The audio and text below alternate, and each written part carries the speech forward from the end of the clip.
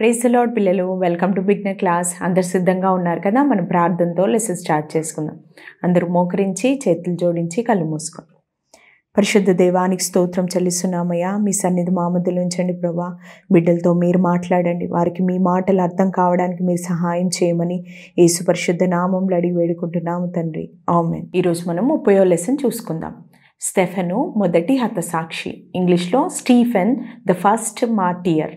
దీంట్లో కంటత వాక్యము 2 తిమోతికి రాసిన పత్రిక 2వ అధ్యాయము 15వ వచనము. దేవుని ఎదుట యోగ్యునిగాను సిగ్గుపడనక్కర్లేని పనివానిగాను సత్యవాక్యమునకు సరిగ్గా ఉపదేశించువానిగాను నిన్ను నీవే దేవునికి కనుపరుచుకొనుటకు జాగ్రత్త పడుము. ఇంగ్లీష్లో 2 Timothy 2nd chapter 15th verse. Do your best to present yourself to God as one approved, a worker who does not need to be ashamed and who correctly handles the word of truth. Yesu ప్రభు ఈ భూమి మీద ఉన్న చివరి దినాల్లో, అంటే ఆయన పరలోకానికి ఎక్కిపోక మునుపు, ఆయన యేసు ప్రభు తన శిష్యులతోని చివరిగా మాట్లాడతాడు కదా. ఏమని అంటే, మీరు భూదిగంతంలో వరకు ఆయన సువార్తను ప్రకటించాలి అని యేసు ప్రభు శిష్యులకి చెప్తాడు.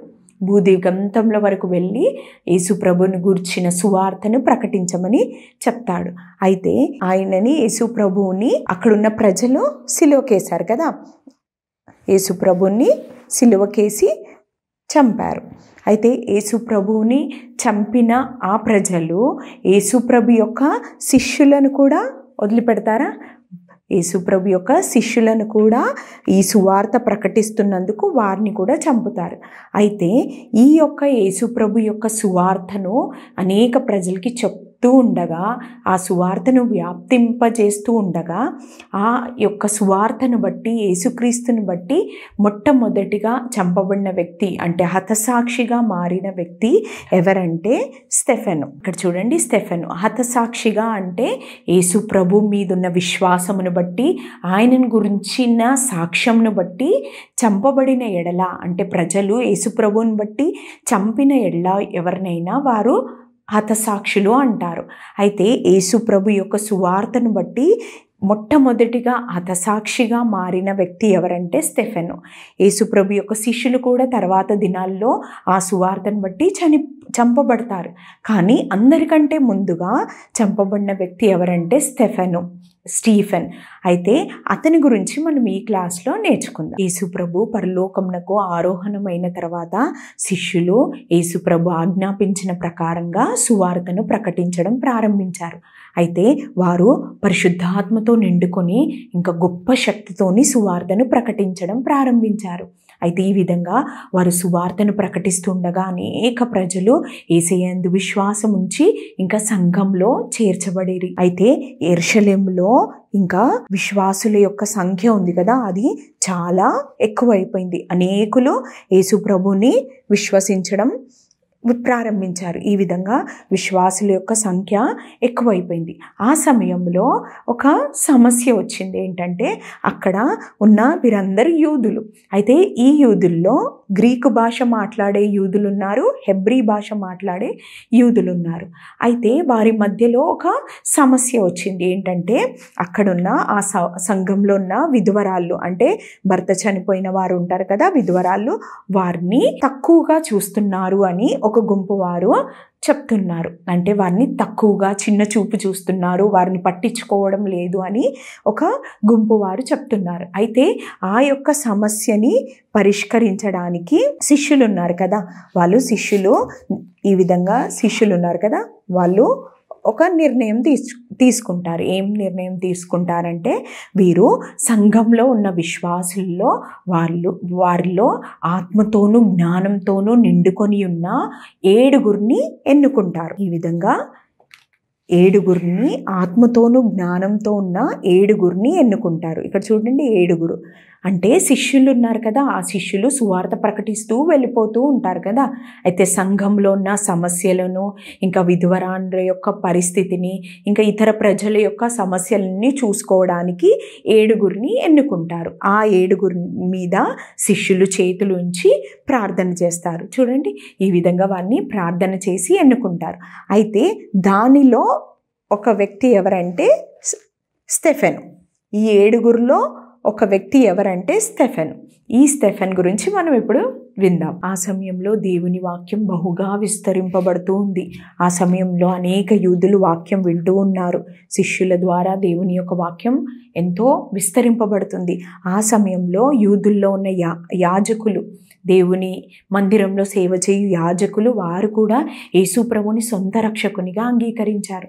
అంటే ఈ యాజకులు కానీ యూదులు వారు యేసు ప్రభువును మెస్సయ్య, లోకరక్షకుడు అని నమ్మరు. అయితే ఎప్పుడైతే దేవుని ఆత్మ ఎంత బలంగా పనిచేస్తుందంటే శిష్యులు ద్వారా చెప్పబడుతున్న సువార్తను వారు కూడా అంగీకరించారు. ఆ విధంగా అంగీకరించి వారు కూడా ఈ విధంగా బాప్తీసము తీసుకున్నారు. యేసు ప్రభుని సొంత రక్షకునిగా అంగీకరించిన యాజకులు కూడా బాప్తీసం తీసుకున్నారు. ఈ విధంగా సువార్త ప్రకటింపబడుతూ ఉండగా ఇంకొక వైపు స్టెఫెను ఉన్నాడు కదా. ఈ స్టెఫెను దేవుని యొక్క కృపతోనూ ఇంకా బలంతోనూ నిండుకొన్నవాడుగా ఉన్నాడు. ఎంతో ఆయన ఎడల దేవుని కృప అధికంగా ఉంది. దేవుని యొక్క బలంతో నిండిన వాడిగా ఉండి ఇంకా అనేక అద్భుతాలు, సూచక్రియలు చేస్తూ ఉన్నాడు. అదే కాకుండా ఆయన యేసు ప్రభు గురించిన సువార్తను కూడా ప్రకటించడం ప్రారంభించాడు స్టెఫెను. ఈ విధంగా ఆయన సువార్తను ప్రకటిస్తుండగా అనేకులు ఆయన సువార్తను వింటూ ఉన్నారు. ఈ విధంగా స్టెఫెను మాట్లాడుతూ ఉండగా అనేకులు ఆయన యొక్క మాటలు వింటూ ఉన్నారు. ఆ విధంగా వింటూ ఉండగా ఆయనకి ఇంకా శత్రువులు కూడా పెరగసాగారు. యూదుల యొక్క నాయకులు ఇంకా శాస్త్రులు వారందరూ కూడా అతన్ని పట్టుకోవడాన్ని, అతనితో వాదించడం ప్రారంభించారు. అతనితో దేవుని గురించి వాదించడం ప్రారంభించినప్పుడు అప్పుడు స్టెఫెను యొక్క మాటల్లో ఉన్న జ్ఞానము ఇంకా అతని ద్వారా దేవుని ఆత్మ ఎంత బలంగా మాట్లాడుతుందంటే ఆ యొక్క ఆత్మను వారు ఎదిరించలేకపోయారు. ఆ విధంగా ఆయన జ్ఞానంతో నిండినవాడై, ఆత్మతో నిండినవాడై దేవుని యొక్క మాటల్ని, దేవుని యొక్క విషయాలని బలంగా చెప్తూ ఉన్నాడు. ఆ సమయంలో అతని యొక్క శత్రువు కూడా ఎంతో కోపంతో ఇంకా అతన్ని ఏ విధంగానైనాను చంపాలని ఎదురు చూస్తూ ఉన్నారు. ఆ సమయంలో యూదుల పెద్దలు ఇంకా శాస్త్రులు వారు స్టెఫెన్ని మహాసభ యొద్దకి తీసుకొని వస్తారు. ఆ సభలో మధ్యలో నిలబెట్టి అతని మీద నేరారోపణ, అబద్ధపు సాక్ష్యాన్ని చెప్తారు. ఎందుకంటే అతన్ని చంపాలని చూస్తున్నారు కదా, యేసు ప్రభు గురించి చెప్తున్నాడని అతని మీద కోపంతో చంపడానికి చూస్తున్నందుకు అతన్ని చంపాలంటే అతని మీద ఒక నేరం ఉండాలి కదా, దానిని బట్టి అతని మీద అబద్ధపు సాక్ష్యాన్ని చెప్తారు.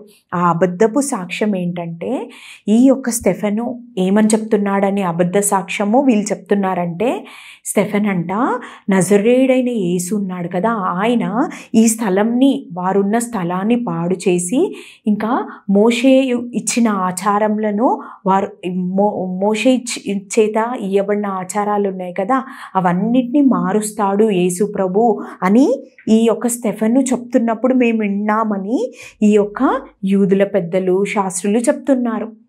ఇక్కడున్న ప్రధాన యాజకుడితోని వాళ్ళు చెప్తూ ఉన్నారు. ఇతని మీద అబద్ధ సాక్ష్యము అతనితో చెప్తూ ఉన్నప్పుడు అక్కడున్న ప్రజలందరూ స్టెఫెన్ని చూస్తున్నప్పుడు, అక్కడున్న ఆ సభలో కూర్చున్న వారికి ఆ స్టెఫెన్ని చూస్తున్నప్పుడు ఆ స్టెఫెన్ యొక్క ముఖము దేవదూత యొక్క ముఖంలాగా కనబడుతుంది. ఇంకా అక్కడున్న వారు అతన్ని చంపడానికి చూస్తున్నారు కదా, నేరారోపణ వేస్తున్నప్పుడు అక్కడున్న ప్రధాన యాజకుడు వారు చెప్పిన మాట నిజమేనా అని ఆ యొక్క స్టెఫెన్ని అడుగుతారు. అయితే ఆ యొక్క అబద్ధ సాక్ష్యం గురించి స్టెఫెను వివరించలేదు. కానీ స్టెఫెను ఆ సమయంలో ఒక పెద్ద ప్రసంగం చేశాడు. ఏమని అంటే ఆ ప్రసంగం యొక్క సారాంశం ఏంటంటే యేసు ప్రభువే లోకరక్షకుడని, ఆయన్నే నిజమైన మెస్సయ్య అని, అంటే ఆయన్నే నిజమైన క్రీస్తు అని వారికి వివరించాడు. ఆ మాటలు విన్న వారందరికీ ఇంకా కోపం వచ్చింది అతని మీద. వారు యేసు ప్రభువుని నమ్మరు, ఆయన మెస్సయ్య అని, ఆయన లోకరక్షకుడని వాళ్ళు నమ్మరు. కాబట్టి ఆ మాటలు వింటున్నప్పుడు వారి లోపల ఎంతో కోపము వచ్చింది. తర్వాత ఇంకా ఆ మాటలను బట్టి వారు పనులు కొరుక్కుంటూ ఉన్నారు ఆ కోపముతోని. ఆ సమయంలో స్టెఫెను పరిశుద్ధాత్మతో నింపబడిన వాడై ఆకాశం వైపు తేరు చూస్తున్నప్పుడు ఆకాశము తెరవబట్టయో ఇంకా దేవుని యొక్క మహిమను చూస్తాడు. ఏమని అంటే తండ్రి కుడిపార్శ్వమున యేసు ప్రభు నిల్చుని ఉండుట చూస్తాడు. ఇంత గొప్ప కార్యం కదా. దేవుని యొక్క మహిమను స్టెఫెను చూస్తూ ఉన్నాడు, ఆ మాటలు చెప్తూ ఉన్నాడు. ఆ సమయంలో అక్కడున్న వాళ్ళు ఎంతో కోపంతో ఉన్నారు కదా. ఆ కోపంతో ఉన్నవారు ఆ సమయంన స్టెఫెను తనకు దొరుకుతున్న ఆ అనుభవాన్ని చెప్తూ ఉన్నప్పుడు అక్కడున్న ప్రజలందరూ ఇంకా కోపంతో నింపబడతారు. అప్పుడు వారు పెద్ద కేకలు వేసి ఇంకా అతని మీద పడి ఇంకా అతన్ని పట్టణంను బయటికి ఇంకా వెళ్ళగొడతారు. ఇంకా అతని మీద రాళ్ళతోని, ఇక్కడ చూడండి, రాళ్ళతోని కొడుతూ ఉన్నారు. ఈ విధంగా కొడుతున్నప్పుడు అతను ప్రభువుకి మొర్ర పెడుతూ ఉన్నాడు. ఏమని అంటే, ప్రభువా నా ఆత్మను చేర్చుకో అని అడుగుతూ ఉన్నాడు. ఆ తర్వాత స్టెఫెను ఇంకా మోకాళ్ళ మీద పడి ఈ విధంగా మోకాళ్ళ మీద పడి, ప్రభువా ఈ పాపంని వారి మీద మోపకము అని ప్రార్థన చేస్తాడు. అంటే అక్కడున్న ప్రజలందరూ రాళ్ళతో ఆయన కొడుతూ ఉన్నారు కదా, అది పాపం కదా. అయితే ఆ పాపము వారి మీద రావద్దు అని స్టెఫెను ప్రభువుని వేడుకుంటూ ఉన్నాడు. మనము సిలువలో యేసు ప్రభు కూడా మరణించినప్పుడు ఇదే ప్రార్థన చేసినట్టు చూసాం కదా. యేసు ప్రభు కూడా తనని కొడుతున్న వారిని, తనని హింసిస్తున్న వారిని క్షమించి ఏమని చెప్పాడు? తండ్రి వీరు ఏం చేయుచున్నారో ఎరుగరు కనుక వీరిని క్షమించు అని ప్రార్థించాడు కదా. అదే ప్రార్థన స్టెఫెను కూడా వీరి మీద ఆ పాపము రాకుండా వారిని క్షమించు అని వేడుకుంటున్నాడు యేసు ప్రభువుని. చూడండి, ఆ విధంగా ప్రార్థన చేసి అతను నిద్రిస్తాడు. ఈ విధంగా రాళ్ల చేత చంపబడిన స్టెఫెన్ని తర్వాత కొందరు భక్తి గల వారు వచ్చి అతన్ని సమాధి చేస్తారు. అతన్ని గూర్చి ఎంతో దుఃఖించి అతన్ని సమాధి చేస్తారు.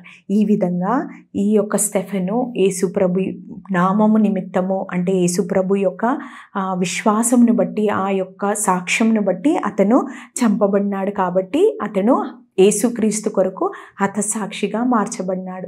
ఈ విధంగా మొట్టమొదటిగా హతసాక్షిగా మారింది ఎవరు అనంటే స్టెఫెను. క్రైస్తవుడుగా ఉండి అతను మొట్టమొదటిగా క్రీస్తు కొరకు మరణించిన వ్యక్తిగా ఉన్న వాడెవరంటే స్టెఫెను. ఈ విధంగా స్టెఫెను తర్వాత కూడా అనేకులు యేసు ప్రభు యొక్క నామము నిమిత్తము, ఆయన యందున్న విశ్వాసం నిమిత్తం ఎందరో శిష్యులు ఇంకా అనేకులు కూడా చంపబడినారు. కానీ అందరిలో మొదటిగా ప్రభు కోసం మరణించింది స్టెఫెన్. ఇంతవరకు లెసన్ మీకు అర్థమైందని నమ్ముచున్నాను. ఇప్పుడు కొన్ని విషయాలు మనం ఈ లెసన్ ద్వారా నేర్చుకుందాం. మన కొరకు యేసు ప్రభు ఈ లోకానికి వచ్చి మన కొరకు మన పాపంలో నుంచి విడిపించడానికి యేసు ప్రభు మనకందరికీ తెలిసిన రీతిగా సిలువలో తన ప్రాణాన్ని అర్పించాడు కదా. తాను యేసు ప్రభు మన పాపం నిమిత్తమై మనల్ని బ్రతికించడానికి యేసు ప్రభు వెల చెల్లించాడు. ఆ వెల ఏంటంటే తన ప్రాణముని సిలువలో అర్పించాడు. తన రక్తము, చివరి రక్త బొట్టును కార్చి తన ప్రాణమును సిలువలో పెట్టి గొప్ప వెల చెల్లించాడు కదా యేసు ప్రభు. అదేవిధంగా యేసు ప్రభు యందు విశ్వాసం ఉంచిన స్టెఫెను కూడా యేసు ప్రభు తన కొరకు పెట్టిన ఆ ప్రాణం యొక్క విలువ, ఆ వెల ఎరిగిన స్టెఫెను కూడా తాను కూడా యేసు నిమిత్తమై తన ప్రాణమును అర్పించినట్టుగా రాళ్లతో కొట్టబడి చివరికి హతసాక్షిగా యేసుక్రీస్తు కొరకు మార్చబడినట్టుగా మనం చూసాము కదా. ఈ విధంగా స్టెఫెనే కాకుండా అనేకులు కూడా తమ ప్రాణమును అర్పించారు. ఇక్కడ చూడండి, కొందరు సిలువ వేయబడినారు, కొందరు శిష్యులు ఆ తర్వాత కాలంలో యేసు ప్రభువుని నమ్మినందుకు, యేసు ప్రభు యొక్క నామం నిమిత్తమై, ఆయనను గూర్చిన సాక్ష్యం నిమిత్తమై సిలువ వేయబడినారు. ఇంకా కొంతమంది ఈ విధంగా రాళ్లతో కొట్టబడినారు. ఇక్కడ చూడండి, యేసు ప్రభును నమ్మిన కారణం బట్టి కొంతమంది రాళ్లతో కొట్టబడినారు. ఇంకా కొంతమంది ఈ విధంగా చూడండి, ఈ విధంగా రంపాలతో కోయబడినారు. ఇంకా చాకులతోని తమ చర్మాన్ని ఒలుస్తూ ఉన్నారు. చూడండి, యేసు ప్రభుని నమ్మినందుకు వారి యొక్క చర్మాన్ని తీసేస్తూ ఉన్నారు. ఈ విధంగానే కాకుండా ఇంకా కర్రెకు కట్టబడి ఇంకా కాల్చబడుతున్నారు. వారు క్రీస్తు నిమిత్తం ఈ విధంగా కాల్చబడుటకు కూడా వారు తమ ప్రాణాన్ని అర్పించారు. తర్వాత ఇంకా కొందరు ఖడ్గంతో తమ తలను నరికివేయబడ్డానికి కూడా సిద్ధంగా ఉన్నారు. యేసుక్రీస్తు నామం నిమిత్తమై తమ ప్రాణంను అర్పించారు. ఈ విధంగా కత్తులతోని తమ తల నరకడానికి కూడా తాము అప్పగించుకున్నారు. ఈ విధంగా అనేక రీతులుగా తమ ప్రాణములను యేసుక్రీస్తు కొరకు అర్పించుకున్న అనేకులు హతసాక్షిగా మార్చబడినారు. వారందరిలో స్టెఫెను మొట్టమొదటి హతసాక్షి. అతను రాళ్ల చేత కొట్టబడి ఆయన మరణించాడు. ఆ విధంగా అనేక రీతులుగా క్రైస్తవులను యేసు ప్రభువును నమ్మినందుకు అనేకులు చంపబడినారు. వారి యొక్క రక్తము కార్చిన ఆ కారణం బట్టి ఇంకా సంఘము అభివృద్ధి చెందుతూనే ఉంది. కానీ యేసు ప్రభువును నమ్ముకునే వాళ్ళు ఇంకా విస్తరించబడుతూనే ఉన్నారు, కానీ ఆగిపోలేదు. అనేకులు అనుకున్నారు స్టెఫెన్ని చంపినప్పుడు ఇంకా యేసు ప్రభు యొక్క సువార్త ఆగిపోతుంది అనుకుని ఉండవచ్చు వారు. కానీ స్టెఫెన్ చంపబడిన తర్వాత ఇంకా అనేకులు యేసు ప్రభు యందు విశ్వాసం ఉంచారు.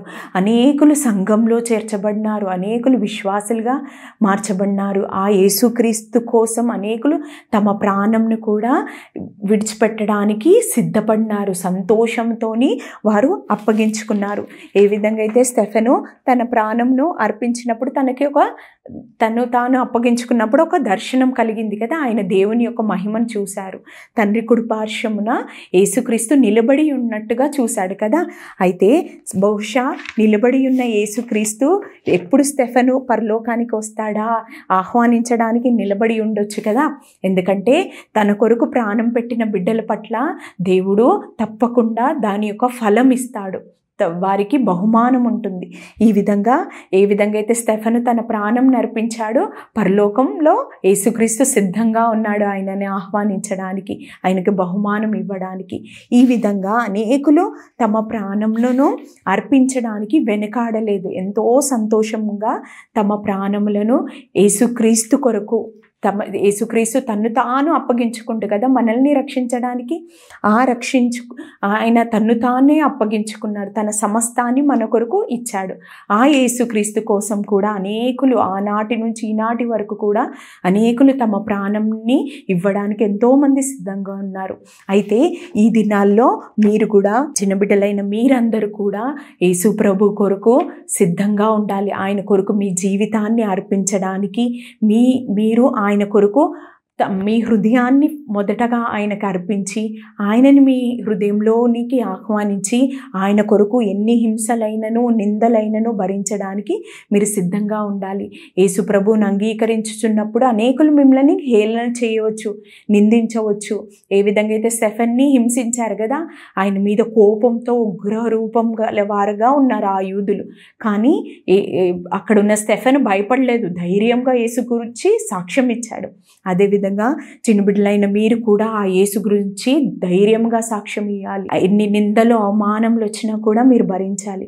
చివరికి ప్రాణం పెట్టేంత పరిస్థితి వచ్చినా కూడా మీరు ప్రభు కోసం నిలబడే వారిగా ఉండాలని యేసయ్య ఆశిస్తున్నాడు. రెండో విషయం ఏంటంటే, మనం చూస్తున్నట్లయితే స్టెఫెను చివరిగా అక్కడున్న వాళ్ళు హింసిస్తున్న వారిని చూసి తండ్రితోని ప్రభు యేసుతోని ప్రార్థన చేస్తున్నాడు. మోకాళ్ళ మీద ఉండి ఒక ప్రార్థన చేశాడు. ఏమని అంటే, వారి మీద ఈ పాపము మోపకము అని అంటాడు. అంటే వారిని క్షమించుము అని పలుకుతున్నాడు కదా. అదేవిధంగా సిలువలో యేసుప్రభు కూడా తనని హింసిస్తున్న వారిని చూసి ఆయన ఏమని ప్రార్థించాడు తండ్రితోని, తండ్రి వీరేం చేయుచున్నారో వీరు ఎరగను గనుక వీరిని క్షమించుమని యేసుప్రభు సిలువలో పలికిన అదే మాట స్టెఫెను కూడా పలుకుతున్నాడు. వారి యొక్క పాపములను వారి మీద మోపకము అంటే వారిని క్షమించుము అని ప్రార్థిస్తున్నాడు. చూడండి, ఆ సమయంలో అతనికి శత్రువులుగా ఉన్న వారి నిమిత్తమై అతను ఇంకా విరోధ భావం అతనిలో లేదు, కానీ వారిని ప్రేమించాడు, వారిని క్షమించాడు. చూడండి, అదేవిధంగా చిన్నబిడ్డలైన మీరు కూడా, మీకు కూడా శత్రువులు స్కూల్లో మీరు ఫైటింగ్ చేస్తూ ఉంటారు కదా. మీకు నచ్చని వాళ్ళు మిమ్మల్ని ఎవరన్నా బాధ పెడితే వారిని అసహించుకుంటూ ఉంటారు కదా, వారితో గొడవ పడుతూ ఉంటారు కదా. అయితే ఆ విధంగా మీరు ఉన్న ఎడల ఒకవేళ మీకు శత్రువుగా వారిని భావిస్తే మీరు ఎప్పుడు మర్చిపోవద్దు, వారిని మీరు ప్రేమించాలి. చూడండి, దేవుడు ఎలా యేసు ప్రభు తన శత్రువుల్ని ప్రేమించాడో స్టెఫెన్ అదే మార్గంలో వెళ్ళాడు. స్టెఫెన్ కూడా తన శత్రువుల్ని ప్రేమించాడు. అదేవిధంగా మీరు కూడా దేవుని ఏ విధంగా దేవుడు ప్రేమించాడో వారిని మీరు కూడా అదే విధంగా మీ యొక్క శత్రువులను, మిమ్మల్ని హాని చేస్తున్న వారిని, మిమ్మల్ని గూర్చి టీజింగ్ చేసేవారిని, మిమ్మల్ని కొట్టేవారిని కూడా మీరు ప్రేమించాలి, వారిని క్షమించాలి. ఈ విధంగా అందరినీ ప్రేమించే వారిగా ఉండాలని దేవుని యొక్క ఇష్టం. ఆ విధంగా మీ స్కూల్లో, మీ ఇంటి దగ్గర, మీ ఫ్రెండ్స్ దగ్గర అందరినీ మిమ్మల్ని బాధపరిచినా కూడా వారిని క్షమించాలి.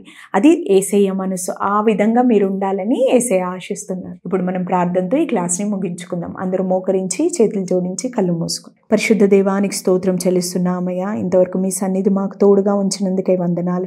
చిన్న బిడ్డల జీవితంలో ప్రభా నీ మాటలు ఫలింపజేయండి ప్రభా.